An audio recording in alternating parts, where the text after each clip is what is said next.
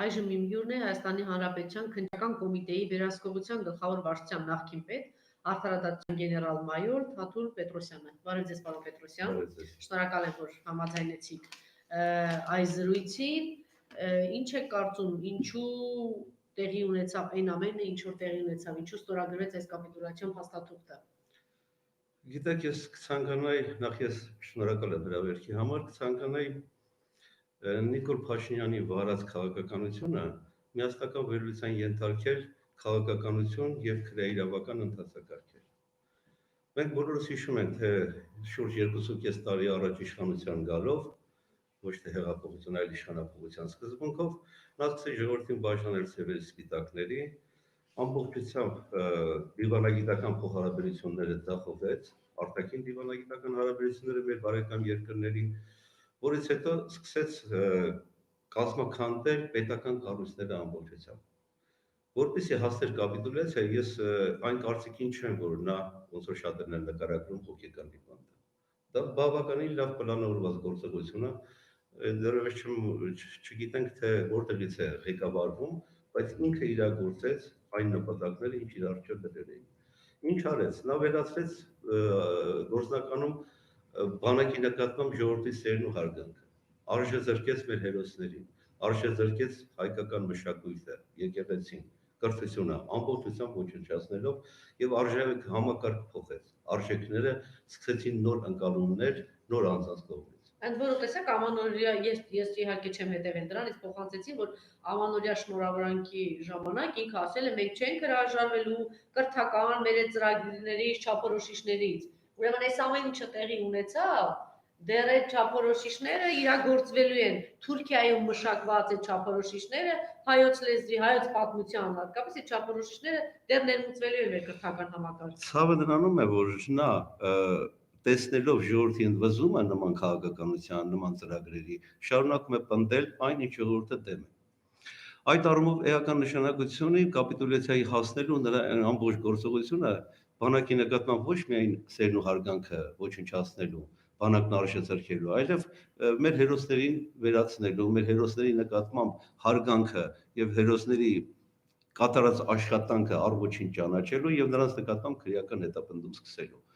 Ինչ արեց, ամբողջությամբ գլխատես կարծես թե բանակը, գեներալների փորձառու հրամանատարներից, որպեսզի կարողանար հասնել կապիտուլյացիոն պայմանագրին եւ հասավ դրան։ Ամբողջությամբ մենք կորցրեցինք Արցախը եւ հիմա սկսել են կորցնել հայկական սահմանները։ Ես չգիտեմ նրան երբեմն զեկուցում են կամ նա որևէ մեկին լսում է, թե ինչ է կատարվում Հայաստանում։ Նա կարծես թե ամբողջությամբ կտրվել է իրականությունից։ Հասավ կապիտուլյացիայի մեր հերոսների վարկաբեկելու միջոցով։ Հիմա որպեսզի Հայաստանի Հանրապետության սահմանները եւս կարողանա կարծես թե սկուտերի վրա նվիրել Ադրբեջանին կամ թուրք-ադրբեջանական ուժերին, նա սկսեց արդեն հետապնդումներ սկսել մեր սահմանային համայնքապետերի նկատմամբ։ Ու զարմանալին այն է, այնպիսի հիմար հոդվածներով, որոնցով նույնիսկ ազատազրկում չի նախատեսվում, անձանց ձերբակալեց։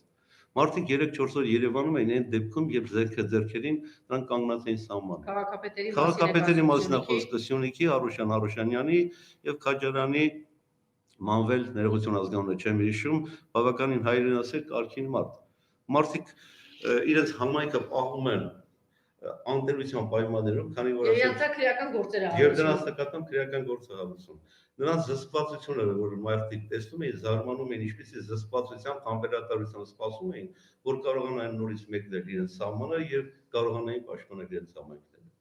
Սա ամենացավալի բաներից մեկն է, որ նա նպատակադրված իրականացնում է։ Ցավալի ինչումն է, նա կարծես թե ես նույնիսկ անհազգանունը չեմ կարողանում տալ այդ անձը տպավորություն է թողում, որ անհայրենի ու անսուրբ անձ է։ Ինչով։ Չի հասկանում նույնիսկ մարդկանց բնակարաններից զրկելու ընթացակարգը։ Այսինքն մարդ, որ չի հասկանում ինչ ասել է հայրենիք, ինչ ասել է տուն, օջախ, նա կարողանում է ասել, որ մարդկանց նույն Որոտանի, նույն Շուրնուկ գյուղերում 10-12 բնակարաններ, որ պետք է հանձնվեն թուրքերին, թե ոնց են բաժանվելու, դա ոչ ոք չի պատկերացնում դեռևս։ Եվ ինչ ասում, մենք փոխհատուցում կտանք։ Փոխհատուցում ինչի առաջ։ Փոխհատուցում, որ մարդիկ բնակարան են կորցնում, 1-2 օրվա ընթացքում պետք է լքեն բնակարանները։ Սա մարդու մոտեցում է, որը գործնականում չի հասկանում ինչ ասել է հայրենիք, հոգեբան, ընտանիք, տուն, սրբություններ։ Բացարձակ նա այդ ընկալումը չունի։ Եվ գիտեք ինչ, կարծես թե մեր ժողովրդին դարձել է այդքան նյութապաշտ եւ խոստանում է, որ բնակարանի դիմաց փոխհատուցում կտա։ Լավ, իր բնակարանի, իր կողմնակիցների բնակարանները թողի մտան այլ անձանց եւ նրանց փոխհատուցում տան։ Կհամաձայնվեն նրանք։ Սա հավուր մոտեցում է, որ նա որդեգրել է եւ շարունակում է տանել։ Վաղը Տիգրանակերտ քարքի հատվածը նույնիսկ մենք խնդրի ենք ունենալու։ Տեսեք ինչ անում նա։ Կրկնում եմ, ես հեռու եմ այն մտքից, որ նա հոգեկան հիվանդության պատառակում, որովհետև մենք ի սկզբանե պետք է դիտենք, որ նրա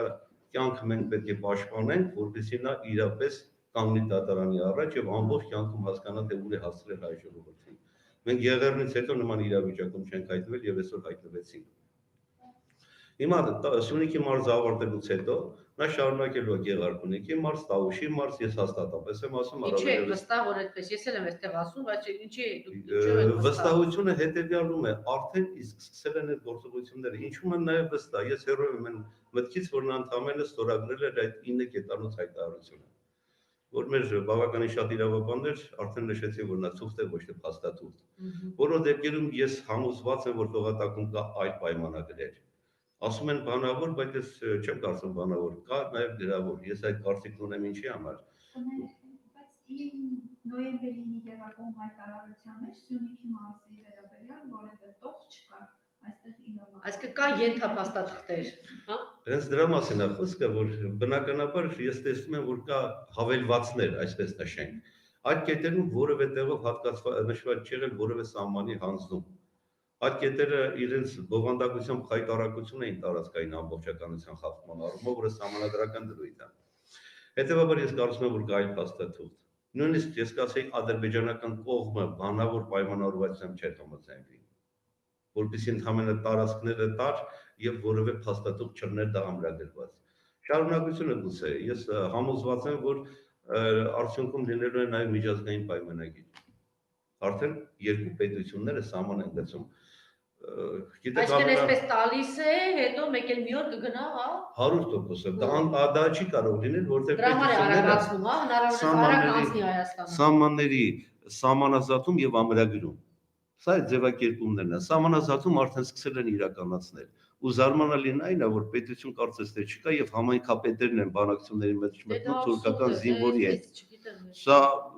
պատկերացնել միջազգային իրավունքի կամ այլ պետությունների պատմության մեջ սա եզակի դեպք է։ Համայնքապետը ինքը կանգնում է Թուրքի զինվորականի հետ եւ բանակցում յուղի համայնքի շրջանները։ Կարահունջից 30 հեկտար հողատարածք են տալիս։ Ժամանակին մենք շատ մի հրաշք տաղանդավոր գիտնական ունենք, Պարուս Հելունի։ Այո։ Պետք է որ ակադեմիկոս հզոր գիտնական, որը կարողանում էր Կարահունջի եղած պեղումներից հայտնաբերել որոշակի հնագիտական տարածքներ, որը համեմատում էր անգլիական նույն տարածքի հետ, համանուն տարածքի հետ։ Եվ հիմնավորում էր, որ աստղագիտությունը դեռևս 7-8000 տարի առաջ սկսել է նույն Կարահունջից։ Եվ մենք նման տարածքները հանձնում ենք առանց մի խղճի կայքի։ Որոշ տհածներ էլ հիմա գրում ասում են դրանք թուրքական տարածքներ է, ի՞նչ է պատահել։ Դե տհաց։ Ինչա՞ հայերն են գրում, ասում են, այդ բանը, այդ քարոզն է, չէ՞, տարավ իր ոհմակով։ Մենք նկատեցինք, որ այդ ընթացքում սկսեցին ասել, որ հիմա Արցախն էլ է բարձում է թուրքական, վաղը Սյունիքն է, հիմա արդեն Սյունիքն է թուրքերինը։ Սա ամենաահավոր մոտեցումն է, տեսեք ինչ են ասում է դե 26 տարի օգտագործել եք թուրքական տարածքները, հիմա եկել ուզում են, չեք ուզում ետ տակ։ Սա կարծես թե հենց նույն թուրքամետ քաղաքականությունն է, որ վաղը միսօրը ոչ միայն Ղարաբաղից, այլ մենք ենք պատասխանատու երաշավորը մեր Արցախի, Հայաստանից սկսել մեծ գումարներ պահանջել։ Այդ մասին խոսեցին նաև տարբեր իրավաբաններ։ 50 միլիարդ, 100 միլիարդ եւ այլնի մասին է խոսքը։ Վաղը միսօրը Դե առանց այդ Նիկոլ Փաշինյանը մոտավորապես 50 միլիարդի նվեր արել է ադրբեջանցիներին։ Այդքան հեկեր, այդքան հողատարածքներ, հանքեր, ոսկու հանքեր, այդ նվերը արդեն կա։ Եվ դա շարունակվել ավելի խորը վերլուծություն կանի Ադրբեջանը եւ ամբողջ տարիների ընթացքում կդիտի նույն սոտխանքից, նաեւ այլ հեկերից եւ այլից ինչ վնասներ ա կրել եւ դրանք կներկայացնի Հայաստանին։ Եթե մեր քաղաքացիները նման մոտեցում են ցույց տալիս, Սա բառեր չեմ գտնում ասելու։ Թուրքը նույնիսկ նման մոտեցում ցույց չի տվել հայ Ես որ նկատմամբ։ ասում եմ շատերը նեղան են, բայց տեսեք ինչ հաջող իր մոտ ինչ հաջող ստացվեց, հա։ Տարիներ շարունակ սկսեցին նախկինները եկել են, հեսա ես հատ քյաբաբ վերադարձնելու եմ, հետո այդ այլանդակությունը այսպես կտոր Հայաստանը, հա, ասենց սիրուն Արցախն ու Հայաստանը նվիրեց բան թուրքերին, ասեց եկավ 2.5 տարի եւ ոչ մի վերադարձի մասին չիմացան։ Իմացան 30 միլիոն վերադարձի մասին, իմացան ԱԱԾ նկուղներում ինչ որ տեղերում սենյակներում Սամվել Ալեքսանյանի, Գագիկ Խաչատրյանի, չգիտեմ, նրա հետ։ Ես վստահ եմ որ պարոն Վանեցյանը գալի է մի օր հատ այդ գործարանների հետ ներկայացնելու են, թե քանի միլիոն է տվել Նիկոլ Փաշինյանին, եթե ոչ Նիկոլ Փաշինյանին, ապա ուր են այդ միլիոնները, որ հաշիվների վրա են այդ միլիոնները նստել։ Տեսեք Անժելա ջան, ինչ ես ասում, այս անձը կարծես թե զերոների հետ հակում ունի։ Միլիարդների, բայց զերոների դիմաց միլիոններ կոնկրետ թիվ են գտնում եւ մնացած զերոների նկատմամբ ինքը հակում ունի։ Ամեն ինչ սկսում է զերոից։ Կորոնավիրուսի պայմաններում դիտեց որ Հայաստանը դարձել է մի շին հրապարակ զերոից, պետք է սկսել իր զորոկետից սկսեց դիվանագիտական փոխհարաբերությունները հասցրեց ծայրահեղ դժբախտ արհավիրքի Հայաստանին եւ հիմա էլ որոշելը չեմ կարողացել ես իրան լսել, որովհետեւ պարզապես ֆիզիկապես չեմ դիմանում նրա ձայնը լսելուց, ասում եմ հիմա էլ 2021 թվականը պետք է սկսենք զերոից։ Զերոների հետ իր հակումը նյութապաշտությունը դա արդեն ակնհայտ է, բայց զերոն բնականաբար սկսում է իր մոտ որոշակի թիվ սկզբում տնելուց։ Ով է հիմա հավատում որ նա այսինքն երբ որ ինքը ասում է զրոներ, նկատի ունեցեք այնտեղ հա 6-9 զրոների մասին է խոսքը դիվ որից հետո զրոները իր համար արդեն լուրջ էական նշանակություն ունեն։ Այսինքն գումար ինչ խոսում է գումար է պատտում ուղեղի մեջ։ Այլ բան չի կարող լինել։ Հիմա ես նաև այս անձի ձևակերպումը, որը շատ գործընկերների եմ լսել, բայց այդ ձևակերպումը կարծես թե նրանք ճիշտ չեն մեկնաբանում։ Ես մեղավոր չեմ, բայց պատասխանատու եմ։ Անժելա ջան, տեսեք նման քրեիրավական տերմին չկա։ Եթե մարդը մեղավոր չի, հետեւաբար պատասխանատու չի։ Եթե պատասխանատու է որոշակի արարքի համար, ապա նա մեղք պետք է ունենա։ Եվ պատասխանատվության տարբեր ձևեր կան՝ կարգապահական, վարչական, քրեական կամ քաղաքական։ Բայց դուք տեսեք իր մոտեցումը, ինքը պատրաստ չի մարդկանց առաջ պատասխան տալու։ Չէ, մինչև այսօր ասում եմ պատասխանատու եմ, բայց պատասխանատվության որևէ ձև նկատելի չի։ Դուք պետք է կարողանաք վերլուծել հետևյալ տարբերակով. անձը պատասխանատու չի մարդկանց առաջ։ Հետևաբար, բայց մեղավոր է իրենս, մեղավոր չի զգում, բայց պատասխանատու է։ Մարդկության պատմության մեջ եղել է ընդամենը մեկ անձ, որ ինքը մեղավոր չի եղել, բայց պատասխանատու է Աստծո առաջ, դա Հիսուս Քրիստոսն է եղել։ Չէ՞ որ ինքը իրան Հիսուսի տեղա դրել։ Մեղք չի գործել, կարծես թե բոլորիս մեղքերը ինքը վերցնում է իր վրա, որ Աստծո առաջ պատասխան տա։ Սա արդեն հոգեկան խաթարված մտածողության ձև է։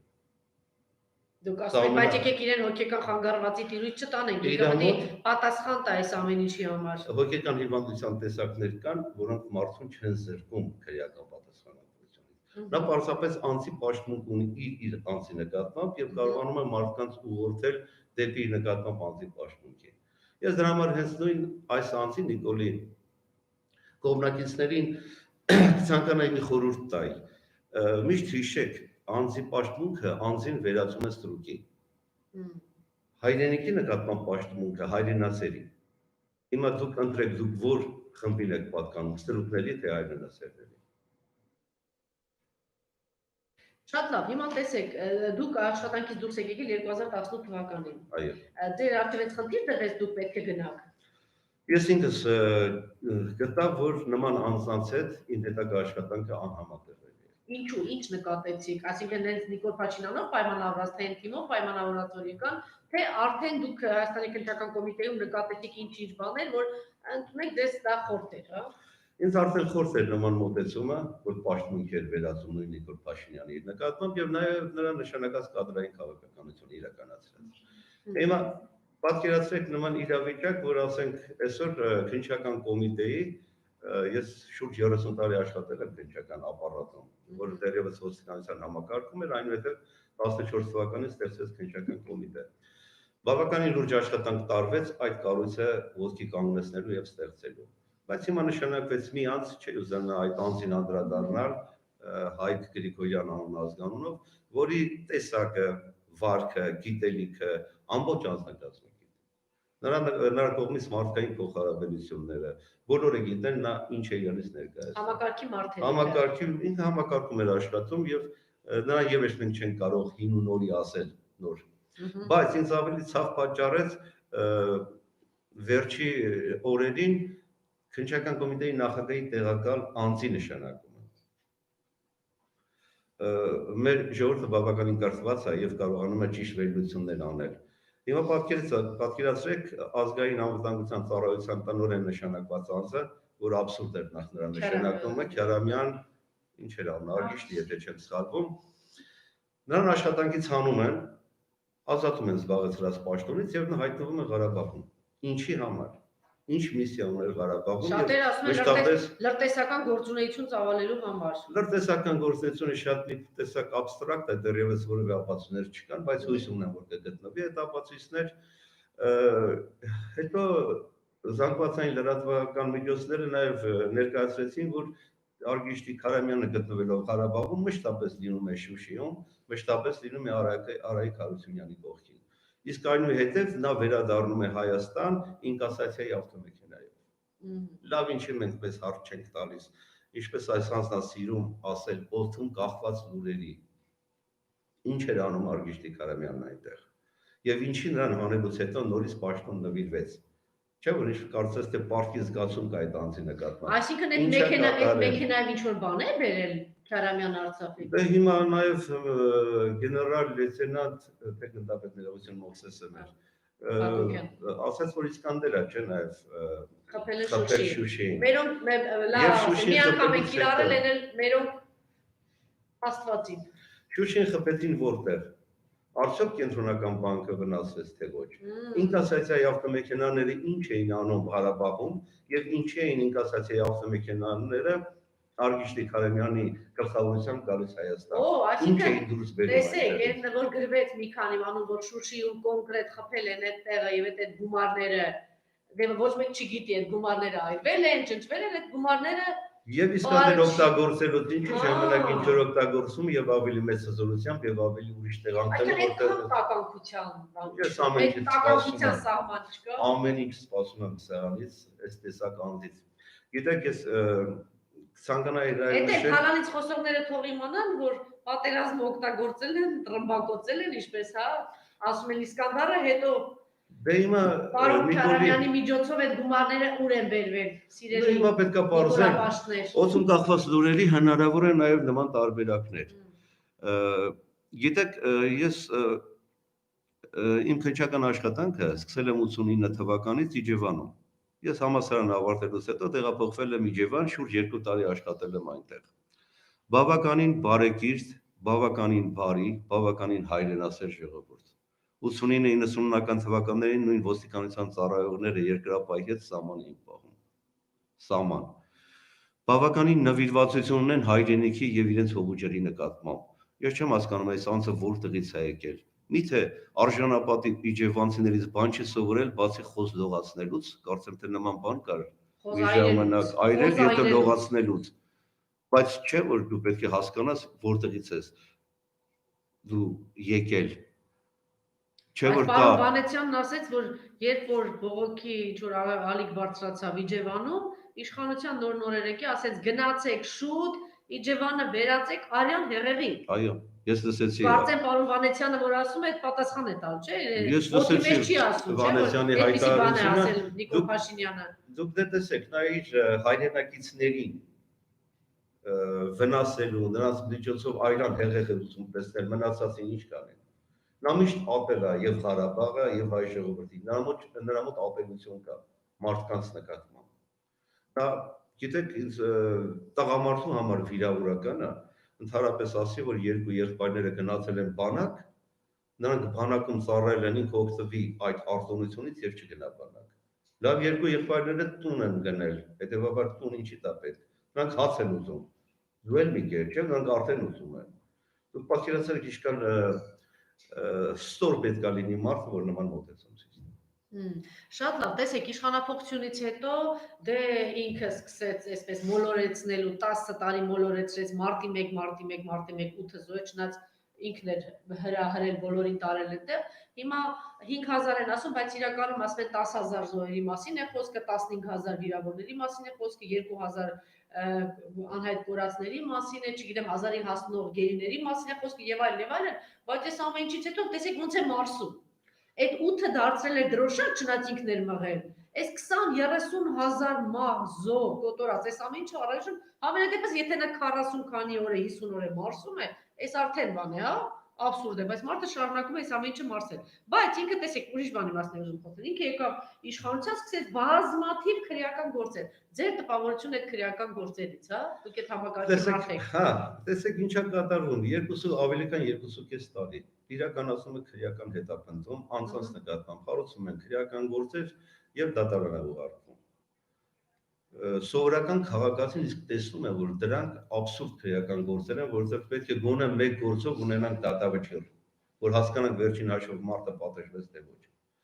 Հասարակության մեջ կա կատարված հանցագործության նկատմամբ հասարակական պահանջ, որպեսզի այդ անձը շուտ կանգնի դատարանի առաջ։ Չէ՞ որ եթե երկարաձգվում է տարիներ, հասարակական պահանջն իսկ կատարված արարքի եւ պատասխանատվության առումով կարծես թե թույլանում է։ Ոչ մի քրեական գործ դատարանում չի կարողանում հասնել դատավճռի։ Քանի անձանց վերաբերյալ ձերբակալում իրականացվեց, նաեւ միջնորդություններ կալանքի։ Դուք պատկերացնում եք իրականում ոչ մեկի, չէ՞։ Ոչ մեկի նկատմամբ չիրականացվեց։ Ոչ մի քրեական գործով այսօր մենք չունենք դատավճիռ։ Սա ամենաահավոր բանն է, չէ՞ որ դու ասում ես այսքան գումարներ հափշտակել են։ Հետաքրքիր են պարապ թախտին ու բազմոցին նստած մարդիկ, որ մտածում են, այդ ունը այդպես պարապ նստել եկել այնտեղից վերցնեն, բերեն մեր դուռը թակեն, տան մեզ ինչ են մտածում։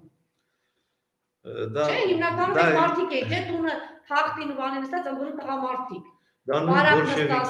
բոլշևիկյան անիմաստ քաղաքականությունն է, քանդել հիմնովի ամեն ինչ, նորը ստեղծելու, նորը չեն։ Մարդը զրո է ասում, չէ։ Դրանք դուք լավ ասեցիք, դիմացել միլիարդների։ Պարտադիր պետք է թվեր լինեն, որից հետո զրոն շատանա։ Որևէ քրեական գործով այսօր մենք դատավճիռ չունենք, ինչպես ասացի։ Տեսեք, բազմաթիվ քրեական գործերով անձանց ձերբակալեցի, ճիշտ է։ Անձանց նկատմամբ որպես խափանամիջոց կալանքի միջնորդություններ են ներկայացնում։ Գիտեք, յուրաքանչյուր քրնիչի եւ դատախազի համար վիրավորականը երբ ձերբակալման արձանագրությունը կամ որոշումը դատարանը տեսնում է ոչ իրավաչափ եւ ակիմեն։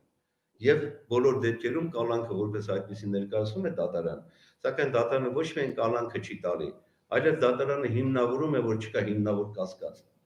Եթե դատական ակտը կայացում է, որ չկա հիմնավոր կասկած, այդ նույն քրեական գործը այդ անձի հետ կապված արդեն գրեթե առողջ է դառնում։ Այսինքն նույն անձի նկատմամբ նույն մեղադրանքով դու հետապնդում չես կարող իրականացնել։ Բայց դրա փոխարեն այլանդակ շոուն ինքը գեներալների, նախագահի հետ կապված այդ այլանդակ, այլասերվաշոն, չնայած ես մի քանի անգամ ասել եմ այն օրը, որ 3 նախագահ հայտնվեցին դատարանում, Արցախի 3 նախագահները,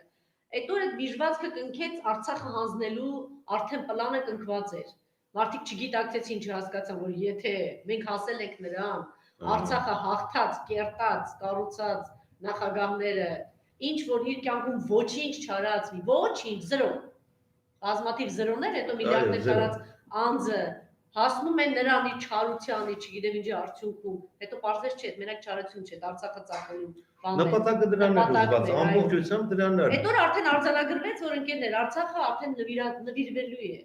կամ վաճառվելու է։ Սա տեսեք ինչ է դառնում, մեր բնակչությունը, մեր ժողովուրդը կարծես թե կամաց հաշտվում է այն մտքի հետ, որ Ղարաբաղը հանձնվել է, եւ ավելի շատ մեր մոտ շրջանառության մեջ համտնում հայկական տարածքները։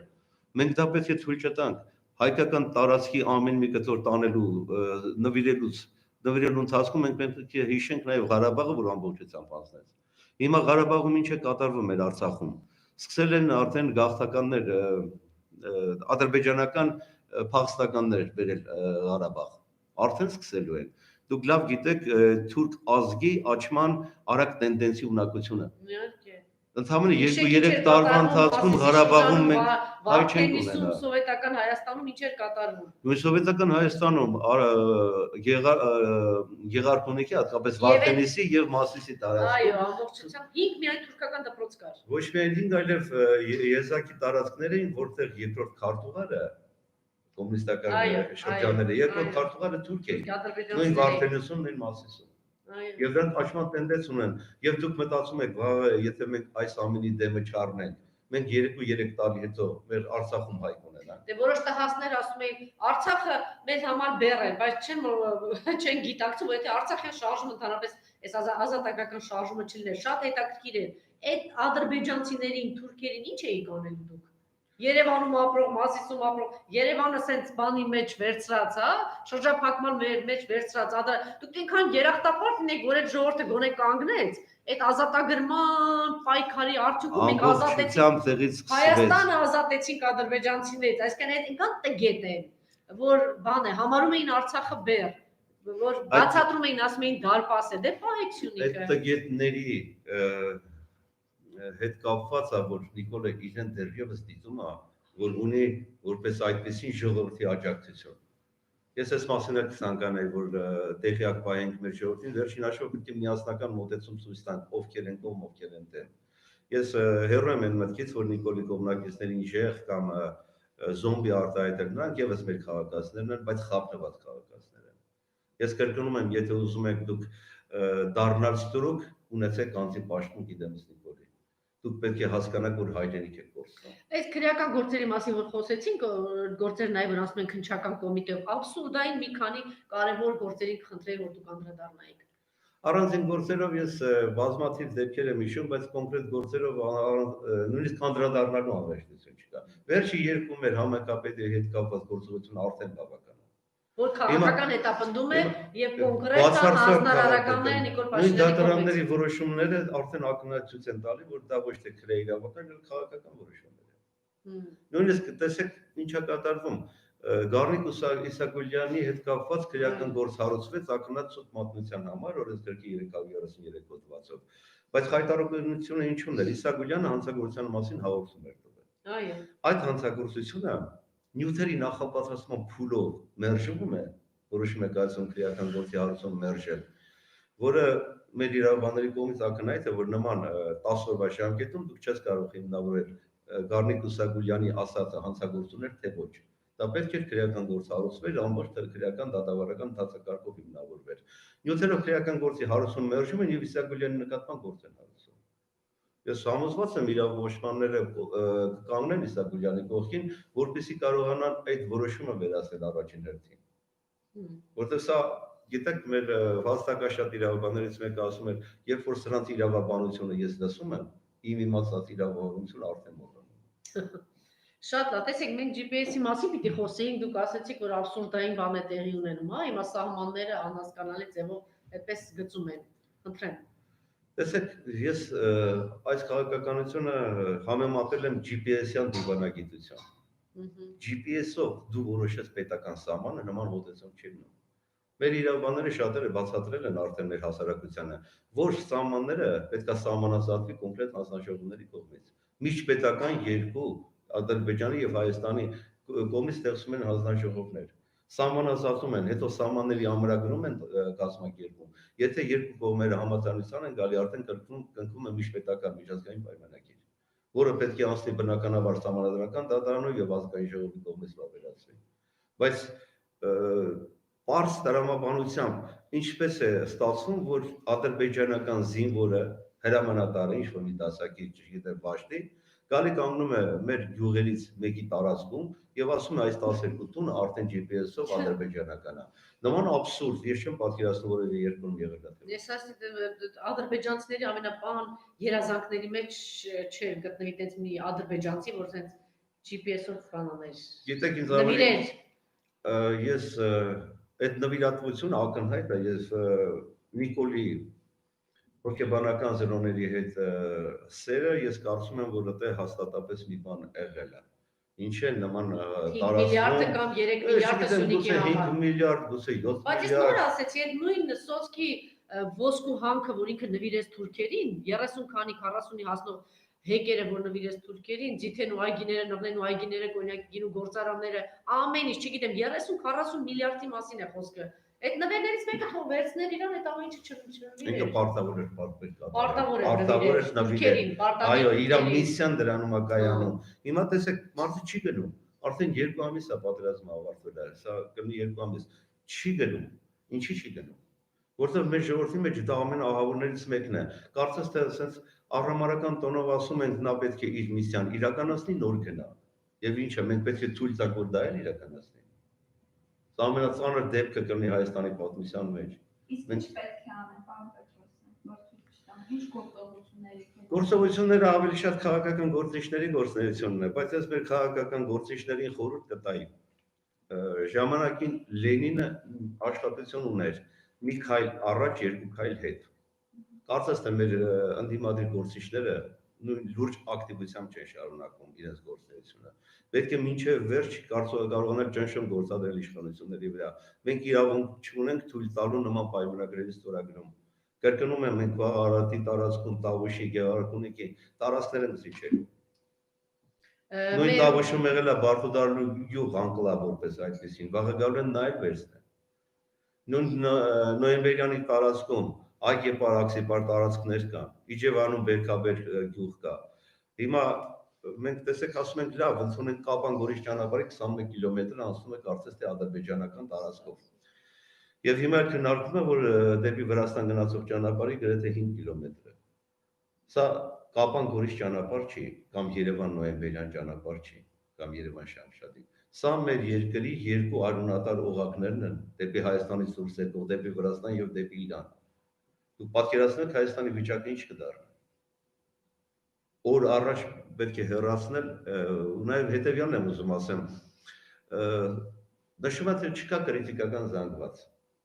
Գիտեք, փողոցով եկած անձը գուցե տենց է մտածում։ Դե դա ասֆալտից քերած, այդպես լավ է։ Բայց հիմա եթե մենք փորձենք վերլուծել այս վերջի ամիսների ընթացքում Հայաստանի երկու վեհապարները,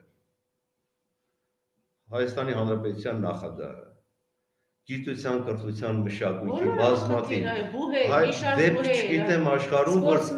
համայնքապետերը, քաղաքապետերը հրաժարականի պահանջներ մնացել է LGBT համայնքը, տրանսգենդերները, դե դա իր հովանության ներքո են, ես կարծում եմ եկել մի երկու ախնդավորական ինչ-որ ուժեր։ Հիմա կրիտիկական զանգված, չէ՞ որ այս կառույցները ու այս անձիկ հայտարարում են հրաժարական, նրանք միայն իրենց անունից չէ որ հայտարարում են։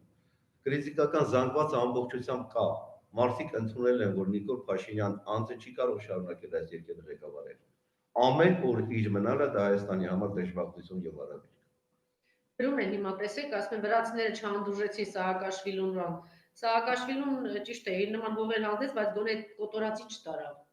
Սաակաշվիլին ոչ միայն կոտորածի չտարավ, գոնե կարողացավ երկրում ինչ-որ բան փոխել։ Որոշակի առաջխաղացում եղավ, որոշակի գործարաններ աշխատեցին, մարդիկ աշխատեցին։ Մենք հեշտությամբ ասում ենք 10000 երեխա, հա, դա 10000, որտեղ ինչ 5000-ի մասն է։ Նախ հետո է որոշել 5000, որ դեռ ամեն օր ասում են 300 չէ, գտան 1100 եւս գտան, չգիտեմ, այդ թվերն էլ հայտնի չի, այդ անունները այդ մարդիկ կան, չկան, ինչի հայտնի չի դա, ընդհանուր 20000-ի մասին է խոսքը։ Ինչ շատ ծանր է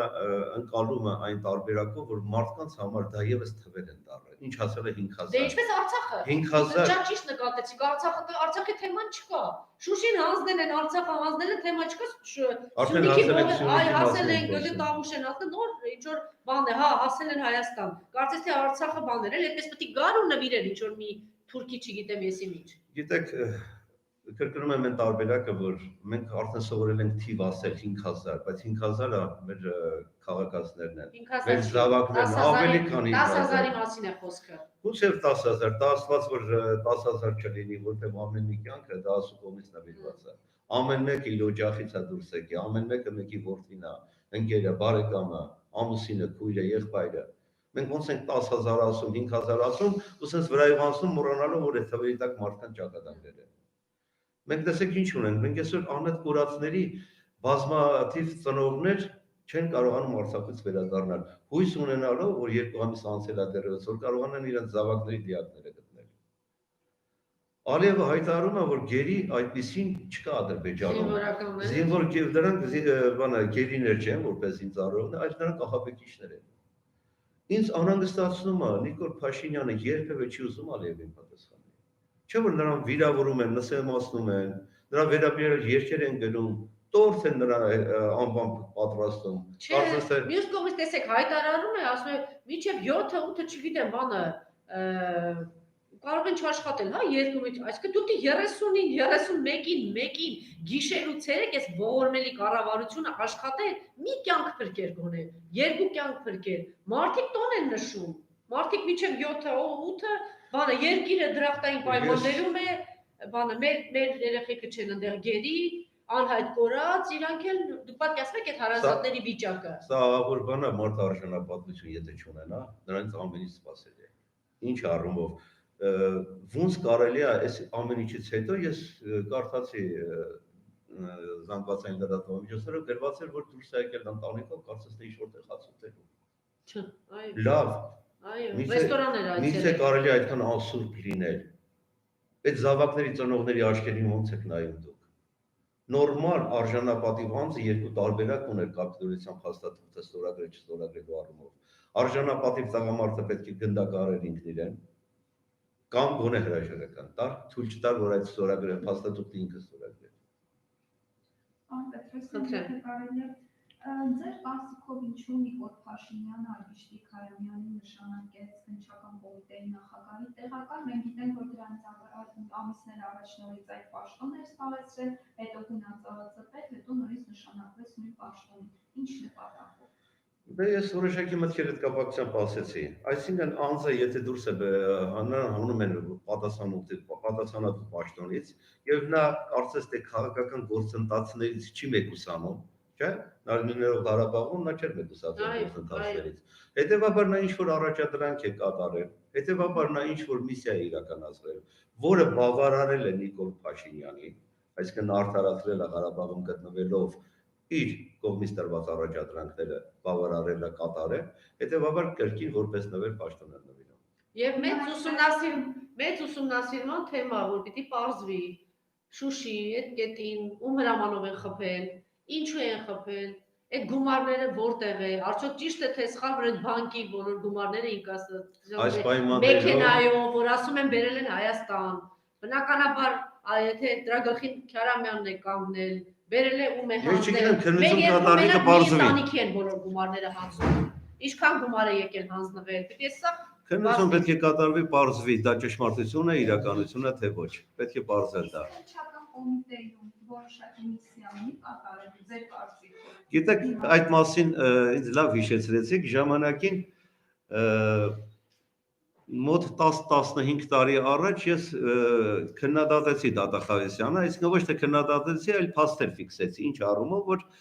չի կարող 6 ամսվա դատախազը, 6 ամսվա փորձ ունեցող դատախազը հսկողություն իրականացնել 20 տարվա փորձ ունեցող քննիչի նկատմամբ։ Հիմա 6 ամիս կարծես թե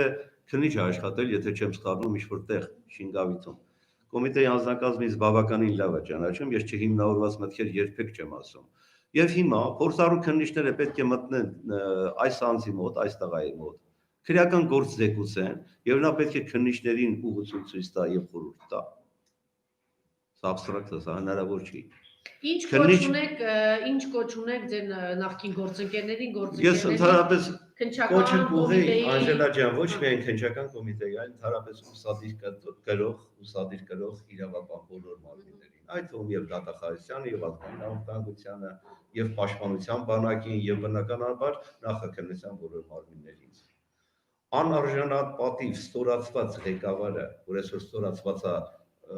Ադրբեջանի նախագահի կողմից, հասարակության կողմից դավաճան պիտակավորված անձը, դեռ պետք է բարձրենք իրոք դավաճանության ինչ շրջանակներում ծավալներ է ընդգրկվել։